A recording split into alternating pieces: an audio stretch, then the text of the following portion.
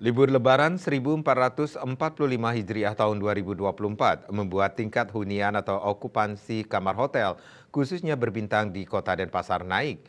Hal tersebut berkat kunjungan wisatawan ke Bali untuk menghabiskan libur panjang mereka.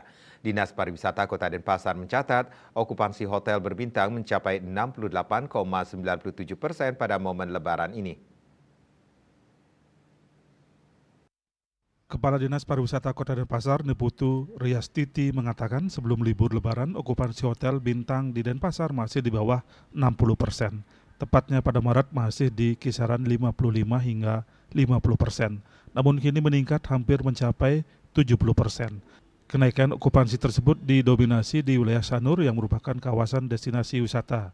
Riastiti mengakui kenaikan okupansi hotel di Denpasar ini dipengaruhi lonjakan kunjungan wisatawan. Sementara untuk jenis wisatawan yang berkunjung ke Denpasar, Riastiti mengatakan didominasi oleh wisatawan domestik atau wisdom.